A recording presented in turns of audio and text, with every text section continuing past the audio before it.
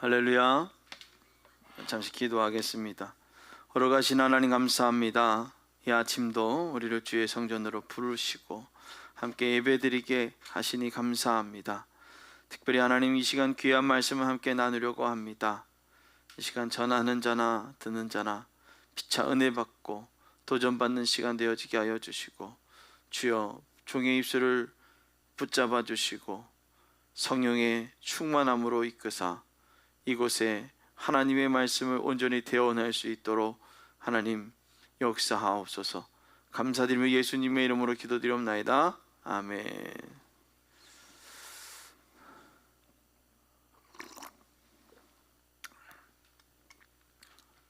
따라합니다. 나는 왜 그렇게 하지 않을까? 뭘 그렇게 하지 않을까요? 나는 왜? 우리 예배 자리에 있는 우리들은 나는 왜 뭘 그렇게 하지 않을까? 나는 죄송합니다. 안 들렸어요. 주여, 맞습니다. 나는 왜 말씀에 순종하지 않을까? 나는 왜 예배를 소중히 여기지 못할까? 나는 왜 예배에 열심을 다하지 못할까? 우리는 여러 가지 이런 나는 왜라는 이 단어를 가지고 많은 이야기를 할 수 있을 것입니다. 오늘 7월 넷째 주 귀한 자리에 함께 예배하는 여러분들 가운데 하나님의 은혜가 충만하기를 주님의 이름으로 축원합니다. 여러분, 우리 주변을 보면 참 많은 단체들이 있습니다. 여러분, 우리 구리시 안에도 제가 보니까 단체가 너무 많더라고요. 여러분 보셨어요? 노란 조끼 입고 다니시는 분들, 마을 지킴이, 그것도 행복마을센터, 그것도 하나의 단체더라고요. 지도자 연합회 단체, 뭔 단체가 시덥잖은 단체가요, 이렇게 많은지 몰라요. 그리고 제가 얼마 전에 본 단체 중에 하나가 구리시 잘살기 운동본부라는 단체가 하나 있어요.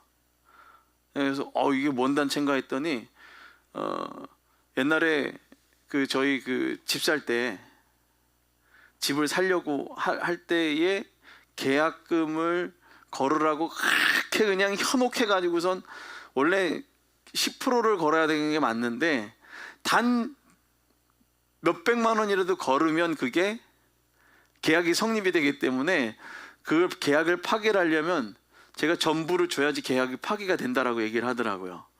그러니까 절대로 반환이 안 되는데 그 일의 주동자처럼 얘기하고 그렇게 안 하게 해줬다는 사람이 갑자기 구리시 잘살기 운동본부의 위원장인지 뭔지가 돼가지고선 이렇게 고소 고발을 하는 이런 사진을 본 적이 있습니다. 그래서 이런 사람도 그런 걸 하나? 이런 걸 보면서 사람들은 단체를 만들어서 하는 행동이 무엇이냐? 자신들의 이익을 위해 가지고 뭔가 이렇게 막 하는 사람들을 봤다라는 거예요. 그 단체를 보면은 가치를 아는 사람, 단체가 가지고 있는 가치는 하나지만 그 가치를 알고 있는 그 하나의 그 가치는 다 알고 있지만 그 가치를 가지고 행하려고 하는 목적이 다르다라는 거예요. 나의 목적이 다른 가치. 단체가 갖고 있는 가치는 하나인데 그 단체 안에서 움직이고 있는 사람들의 목적은 다르다라는 거예요. 자, 우리 교회의 가치는 뭐예요? 하나님이 이곳을 세우셨잖아요, 그렇죠? 하나님의 주인 되어주시고 우리를 구원해 주시고, 그래서 함께 모여서 예배하는 이 가치를 두는 이 예배의 가치를 두었는데 그 예배에 참석하는 사람들의 목적이 다르다라는 거예요.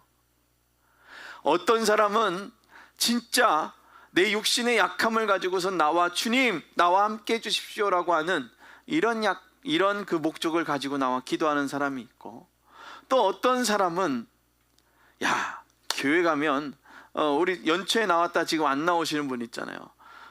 그분들이 대부분 뭐 때문에 와요? 거기 가면 자매들이 많아가지고선 교회 가면은 결혼을 할 수 있을 거야 라고서 하시는 분들도 있고, 또 사업하시는 분들은 가서 뭐라 그래요? 와봐, 거기 꼭 가면은 저기 정계에 많은 사람들도 있고 가서 업자들도 많고 이러니까 가서 관계를 좋게 하면 네 사업에 도움이 될 거야. 뭐예요? 우리가 예배를 드리러 가는 가치가, 그 교회가 존재하는 가치는 분명한데 함께 모이는 사람들의 목적이 각각 다르다라는 것입니다. 그러니까 뭐예요? 연합해야 되는데 연합하는 게 아니라 자신의 목적만 가지고 거기에 있으니까 목적이 끝나면 어떻게 해요?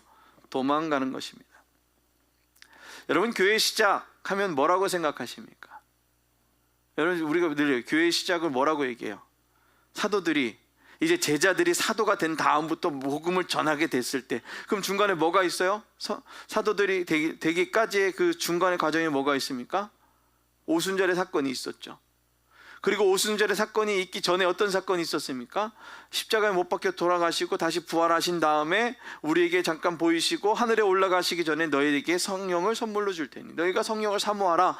그래서 그들이 성령을 사모하며 성령의 충만함을 받고 난 다음에 사도가 되어지고 복음을 전하기 시작하고 복음을 믿는 그 사람들이 함께 모이기 시작한 그 교회 공동체, 그게 교회의 시작이었고 믿는 사람들의 함께 모이는 것이 교회였습니다. 그런데 복음을 위해 이렇게 연합하였고 자신들의 것을 통용시키기 시작했던 교회였습니다. 그런데 초대교회가 점점점 커지고 사람들이 모이기 시작할 때 나타나는 현상이 지금과 똑같았다라는 거예요. 자, 그때 보면 누가 있었습니까? 자, 유대교 그리스도인, 유대인 그리스도인이 있고 기독교인이 있고 헬라 기독교인들이 있고 종이나 또 어떠한 그 부자의 그 주인이나 함께 예배를 드린단 말이에요. 근데 이러한 일들이 일어나면서 여기에 가니까 서로 교제하는 장소가 되어지는 거예요. 서로 통용하기 시작하고 서로 자신들의 이익을 나누기 시작했다라는 것입니다. 그것은 이익을 위해 모이는 교회가 되어졌다라는 거예요. 누가 사라지기 시작합니까? 하나님이 사라지기 시작하는 겁니다. 예수 그리스도가 사라지기 시작하는 거예요. 뭐가 우선시 되어지는 거예요? 여기 오시는 분을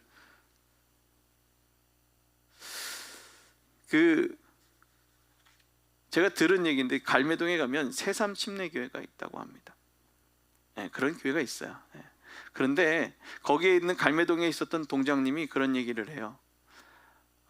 거기에 이제 초청을 받아가지고선 이제 시장님이 와서 같이 예배하고 뭐 한다 행사한다고 해서 초청을 받았는데 그 교회가 사람이 진짜 많은지 알았대요. 왜냐하면 갔더니 사람들이 막 시장님을 함께 하고자 하는 사람들이 막 모여가지고선 꽉 찼는데 시장님이 안 오고 나니까 그 다음부터는 횡했던 교회의 모습을 얘기를 하면서 사람들이 뭐라고 얘기합니까? 그 동장님이 뭐라고 얘기했냐면 그 교회가 정말 사람이 많은 줄 알았더니 시장님 가고 나니까 아무도 없다라는 거예요. 그냥 여러 단체들이 모여서 누구를 쫓아간 거예요? 뭔가 나에게 유익을 줄 수 있었던 그 대상을 쫓아간 겁니다. 우리에게 유익을 줄 수 있고 우리에게 삶에 능력을 주시는 분 누구예요?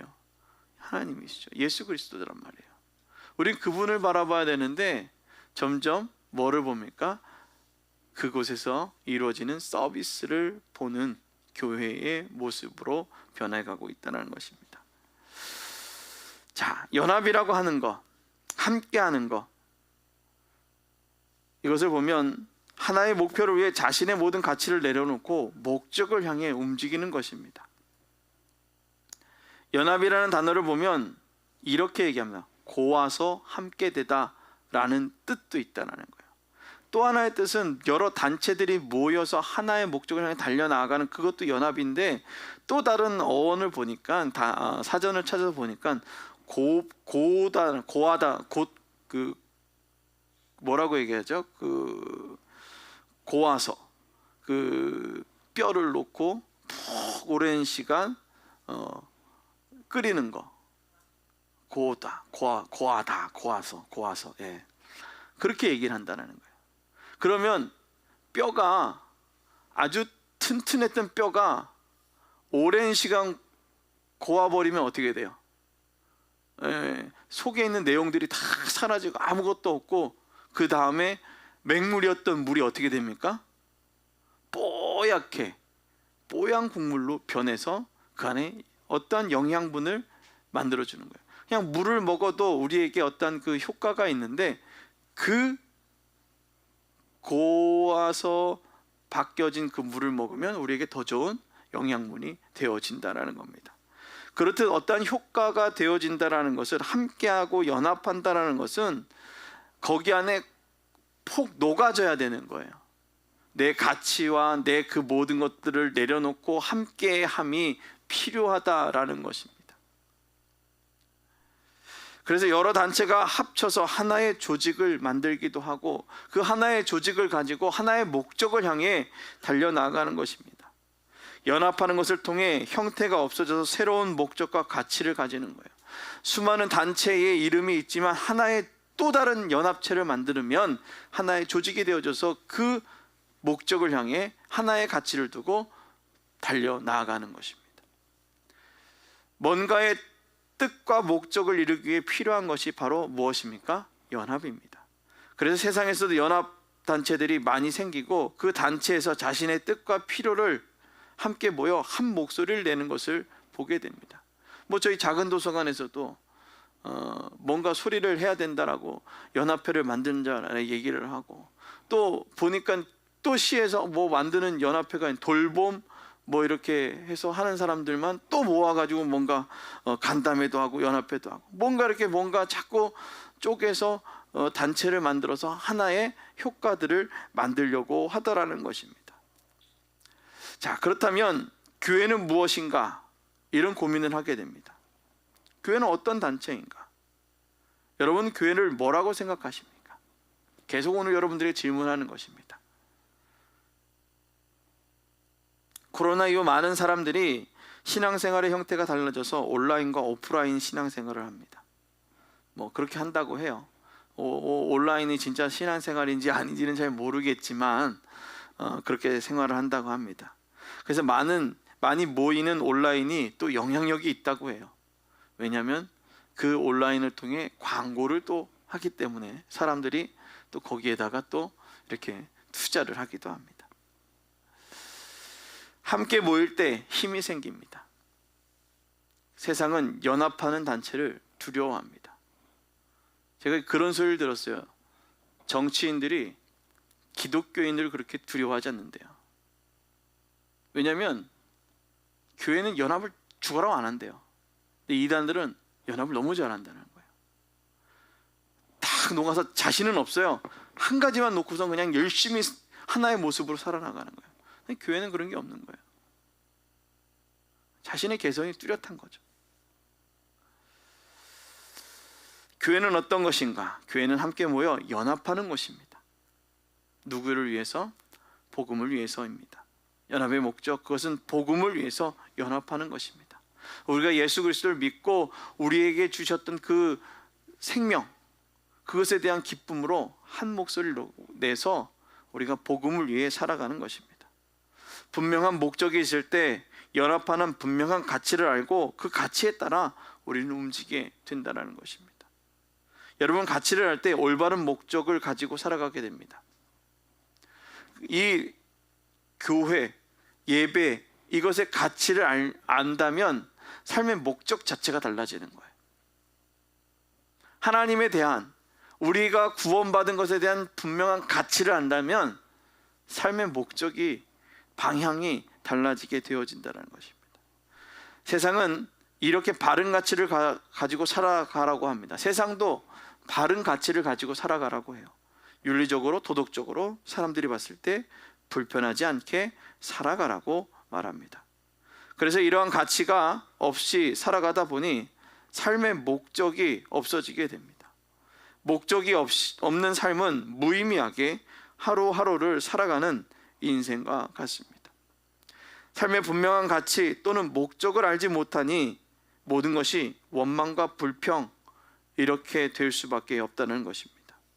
그런데 삶의 목적을 알 수 있는 분명한 가치를 알게 된다면 삶은 달라집니다. 따라합니다. 분명한 가치를 알면 삶의 목적은 달라진다. 아멘. 가치를 알아야 되는 거예요. 새벽에 나와서 기도하면 놀랍다라는 그 가치, 그걸 아니까 삶의 목적이 달라지는 거죠. 포커스가 어디에 바뀌어지는 거예요? 새벽에 나와 기도해야 되겠구나. 가치를 알아야 되는 거예요. 예배에 나와가지고선 기도하고 말씀 듣고 살아가면 어떻게 돼요? 달라지는구나. 그 가치를 알면 삶의 목적이 달라지는 것입니다. 그런데 우리는 어떻게 합니까? 그 목적, 가치를 모르게 만드는 거예요. 세상도 바른 가치관을 가지고 살아가요. 윤리적으로, 도덕적으로 사람이 봤을 때 불편하지 않게. 그렇게 살아가니까 어때요? 서로가 불편하지 않다라는 그 가치를 아니까 우리도 삶의 목적에 윤리적으로, 도덕적으로 사람이 봤을 때 불편하지 않게 살려고 목적을 향해 살아갑니다. 근데 우리 이 믿지 않는 사람들도 이런 기본적 가치를 가지고 살아가는데, 믿는 사람들은 왜 그리스도에 대한 가치를 몰라서 삶의 목적과 방향이 자꾸 흐트러지냐라는 것입니다. 나는 왜 그렇게 하지 않을까? 그것은 바로 그리스도에 대한 온전한 가치를 모르기 때문이다라는 것입니다. 삶의 분명한 가치, 그 목적을 알지 못하기 때문에 모든 것이 뭐라고요? 원망한다라는 거예요. 창세기 이야기, 요즘 계속해서 창세기 이야기를 계속 예화로 들고 여러분들 말씀 나누는데요. 이삭이 에서와 야곱에게 축복하는 장면을 여러분 잘 알 겁니다. 성경 읽고 계시면 다 아시는 부분들이에요. 써보셨으면 아시는 부분이에요. 어쨌든 저랑 우리가 수요일 날 성경 인물 탐험을 했으면 여러분 다 알았을 것입니다. 자, 이 사건은 이 사건 있는 이 사건에 대해서 얘기를 하자면 이렇습니다. 이삭이 에서와 야곱을 축복한 후 이제 야곱이 도망자가 됩니다. 사건은 아시죠, 여러분? 네. 거기에 중요한 역할을 했던 사람이 축복을 했어요. 이삭이 에서와 야곱을 이렇게 축복을 하든 이렇게 축복을 하든 이렇게 축복을 하든 축복을 했단 말이에요. 그렇죠? 그러면 보통 엄마 같았으면 형한테 싹싹 빌어라. 그리고 내가 했다 그러고 싹싹 빌고 있어라. 이렇게 얘기하는 게 맞죠. 그렇죠? 근데 오늘 그 어미는 뭐라고 얘기했습니까? 하란으로 가가지고선 여기 부엘사벨을 떠나가지고선 하란으로 가서 삼촌 라반이라는 사람이 있을 거야. 웃기지 않습니까? 잘 보세요. 삼촌 라반이 있을 거야. 하란으로 가는 도중에 죽을 수도 있고요. 삼촌이 네가 삼촌 엄마가 리브간데요. 제가 그 아들 야곱입니다. 그래 너냐? 할까요? 상식적으로 생각을 해보세요. 그렇지 않을 거란 말이에요. 그러면서 도망자의 삶을 살아가게 만든 어미의 모습. 그런데 오늘 이제 이 내용 중에서 가장 중요한 중간의 대목입니다. 자, 얼마나 원망스러울까요? 나는 누구의 말만 들었어요? 엄마의 말만 들었습니다. 그래서 그의 욕심 중에 뭐가 있었습니까? 그래, 내가 그래도 복을 받으리라 라는, 복을 받고 싶어하는 열망이 있었죠. 목적이 있었단 말이에요. 그 가치, 그 복이 그 아버지를 통해서 주는 그 복이 얼마나 큰지 알기 때문에, 하나님의 그 이름으로 선포되어지는 그 복이 얼마나 큰지 알기 때문에 어떻게 한 거예요? 열망을 가지고 거기에 목적을 두고 살아간 거예요. 그 목적을 두고 살아갔는데 오늘 삶이 도망자의 삶이 된 거예요. 그럼 뭐라 그러겠어요? 나는 엄마 말을 들었을 뿐인데, 나는 복 받기 위해서 그렇게 했을 뿐인데 내 삶이 왜 이렇습니까? 나는 왜 아버지의 집을 떠나야 되고 형에게 추격을 받는 삶을 살아야 되고 형이 나를 죽일 것 같은 이런 삶을 살아야 되겠습니까? 라고 원망하면서 하나님을 따졌을 거란 말이에요. 내가 그러고 싶어서 그런 것도 아닌데. 그런데 이 하란으로 가던 중 야곱의 꿈에 사닥다리가 나타나게 됩니다. 하늘과 땅에 닿아 있는 그 사닥다리. 그 사닥다리를 볼 때 하나님의 사자가 그 위에서 오르락 내리락 하는 것을 보게 됩니다. 야곱의 눈에 들어온 놀라운 광경. 이제 여호와의 음성이 야곱에게 들리게 됩니다. 너의 조부 아브라함의 하나님이요 이삭의 하나님이라. 내가 누워있는 땅을 내가 너와 내 자손에게 주리니 내 자손이 땅에 티끌같이 되어 내가 서쪽과 동쪽과 북쪽과 남쪽으로 퍼져갈지며 땅의 모든 족속이 너와 내 자손으로 말미암아 복을 받으리라. 아멘. 오늘 창세기 28장 13절 14절의 말씀에 이렇게 기록되어져 있는 것입니다. 하나님이 너와 함께 할 것이고 복을 받으리라 너로 인하여 라는 것입니다. 그런데 15절 말씀을 보면 또 야곱이 이렇게 고백합니다. 내가 너와 함께 있어 내가 어디로 가든지 너를 지키며 너를 이끌어 이 땅으로 돌아오게 할지라. 내가 내게 허락한 것을 다 이루기까지 너를 떠나지 아니하리라 하신지라. 아멘.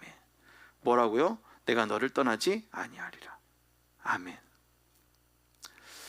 근데 더 놀라운 일은 모든 일이 이루어지기까지라는 거예요. 야곱은 이 말씀을 들은 후 깨닫게 됩니다. 여호와께서 과연 여기 계시거늘 내가 알지 못하였도다. 뭐예요?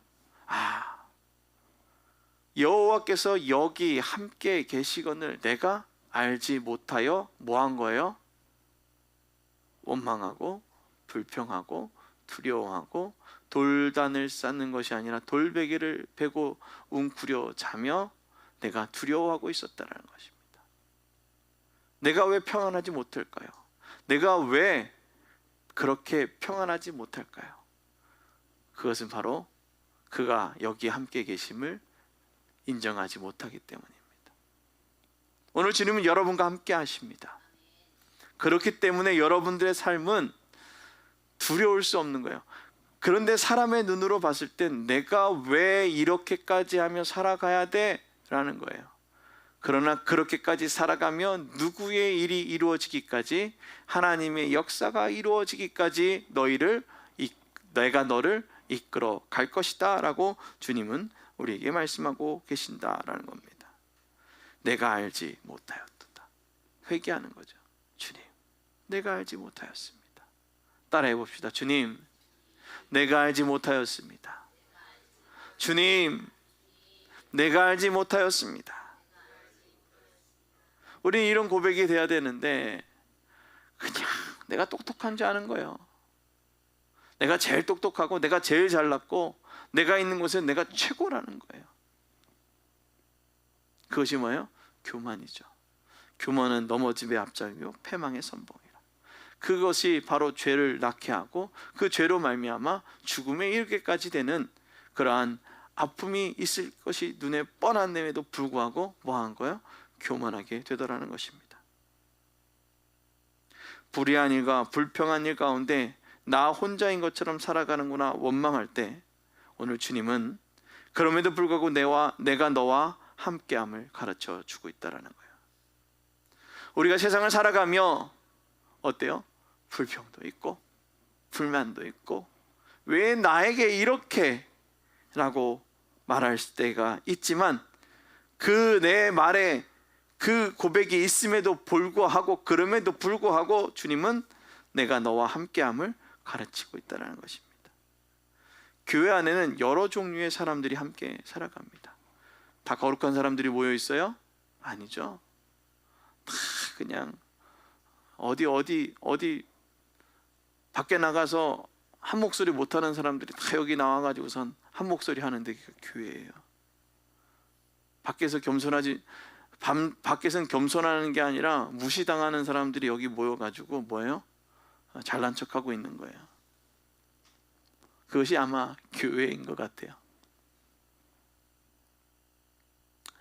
이렇게 다양한 사람들이 온전하지 못한 사람들이 모인 이곳, 그러다 보니 신앙생활을 하다 보면 교회라는 곳을 보고 믿음의 공동체를 보면 뭐예요? 실망하게 됩니다.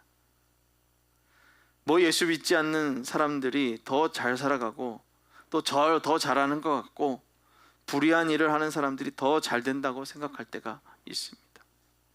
정말 이렇게 세상에 살아간다면 속상할 것입니다. 세상 끝날까지 아무것도 없이 이렇게 된다면 정말 불공평할 것입니다. 뭐하러 그렇게 윤리적으로 도덕적으로 서로에게 피해를 주지 않고 살아가겠습니까?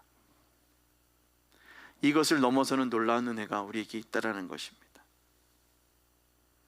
마태는 예수의 비유로 통해 유대교 안에 살아가고 있었던 초기 기독교인들에게 말하고 있는 것입니다.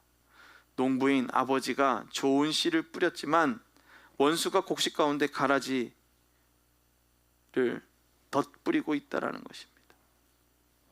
우리가 흔히 씨를 뿌려 작물을 키울 때도 풀과 작물이 함께 있을 때, 그리고 수확해야 하는 씨앗의 작물이 자라지 못하는 현상을 보고도 땅에 좋은 영양분을 풀이 다 빨아먹는다라고, 또 자랄 수 없다라고 어떻게 해야 하냐고 말하지만 언제 그럼에도 불구하고 기다리고 있는 거예요.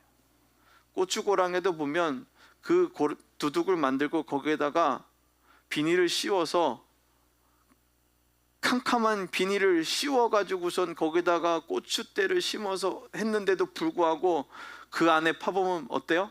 보면은 그 안에 그렇게 풀이 자라요.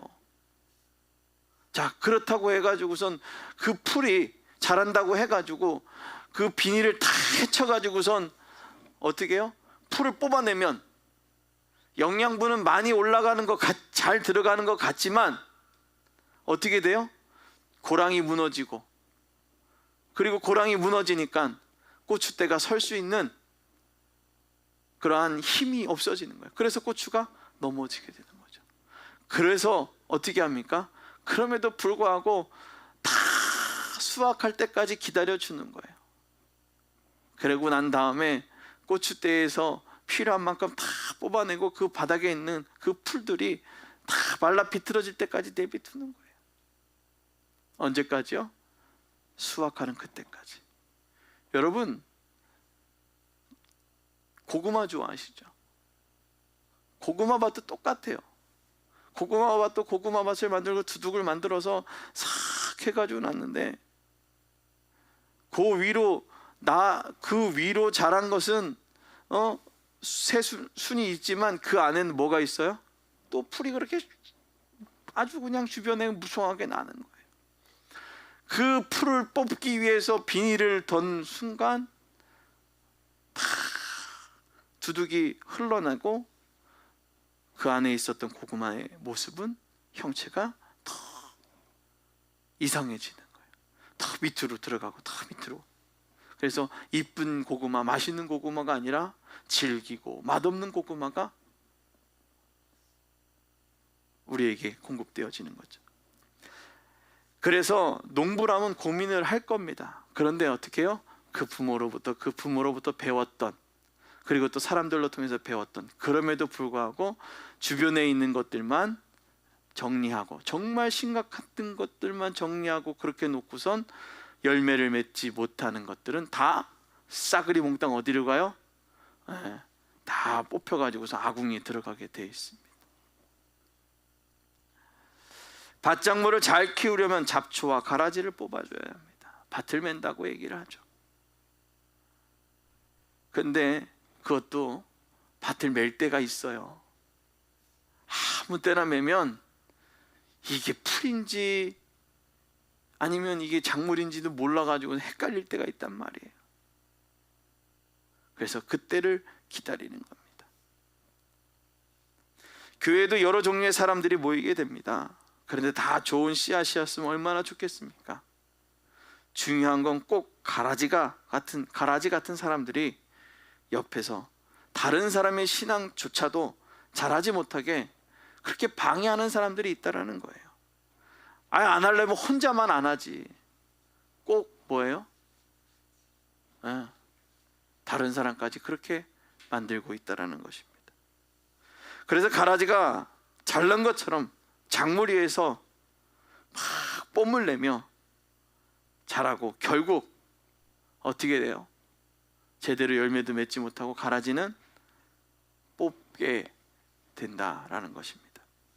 교회 안에서 말씀으로 바로 양육되고 말씀의 열정과 순종을 하며 살아가지 못하게 하는 것들이 영원히 함께 있어서 다른 사람들의 신앙을 방해할 것 같지만 언제요?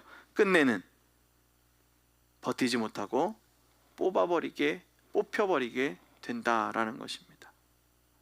함께하는 공동체가 안정감을 잃어버리고 불안감이 채워질 때 그때를 우리는 위기라고 합니다. 그런데 이 위기 가운데 필요한 것은 다윗과 같은 하나님을 바라보는 믿음의 시선이 필요합니다. 이러한 믿음의 시선은 불안한 삶 속에서 안정감을 갖게 해줍니다. 다윗은 자신의 기도를 통해 고백합니다. 여호와여, 주께서 나를 살펴보셨으므로 나를 아시나이다. 하나님, 이런 사람들과 함께 살아가지만 주님이 나를 알고 계시지 않습니까? 많은 사람들 가운데 하나님 이렇게 살아가지만 누가 아신다고요?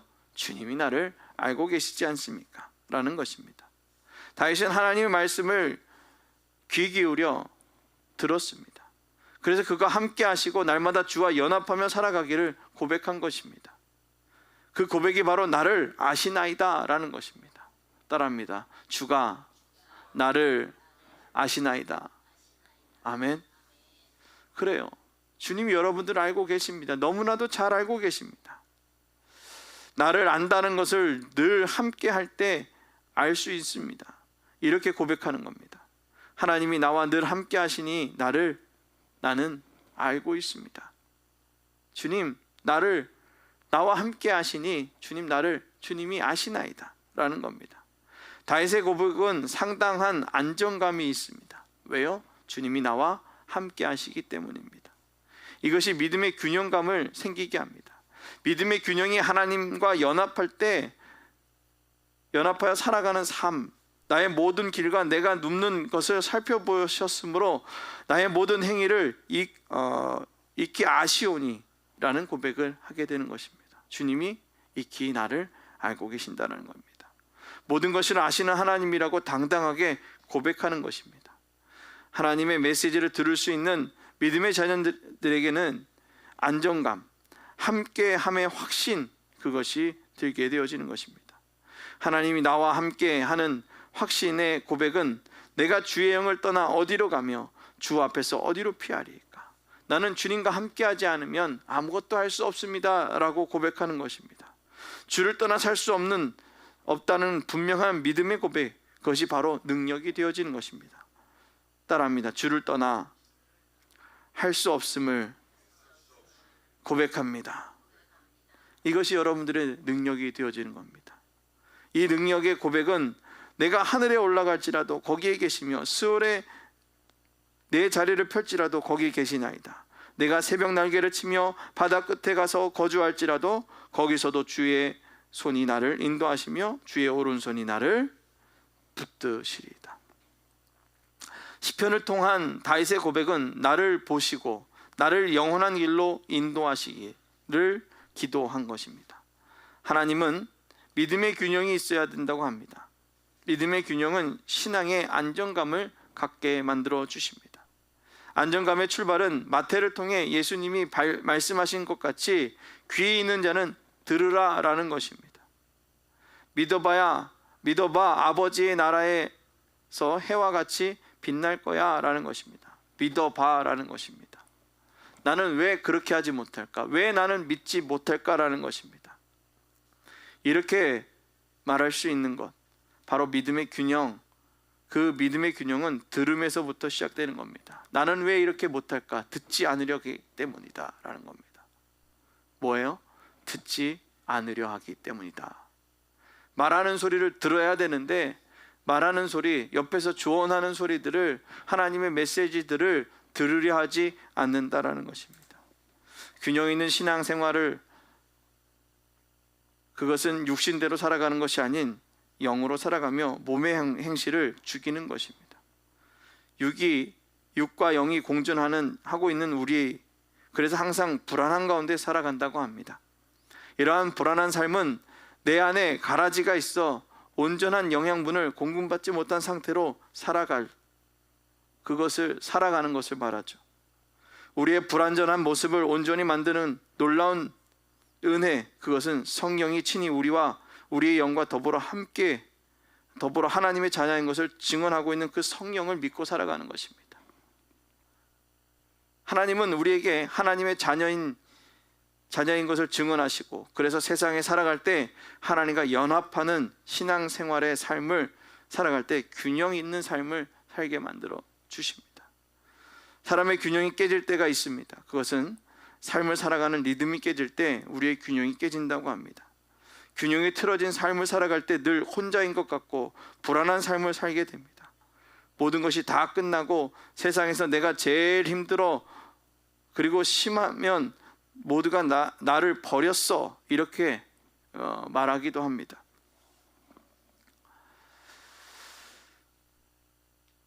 이것은 내가 하나님의 영을 받았는데 내 속에 있는 원수의 생각에 미혹되어 모든 것을 포기하게 만듭니다.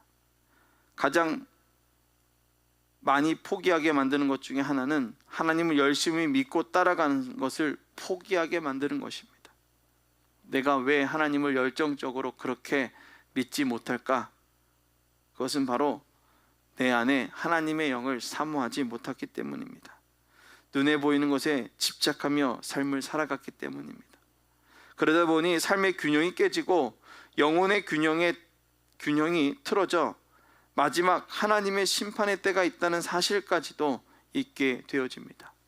이 사실을 잊으면 소망이 없어지고, 그 소망이 없어지면 세상 속에 성장이 아닌 퇴행과 함께 절망하게 됩니다.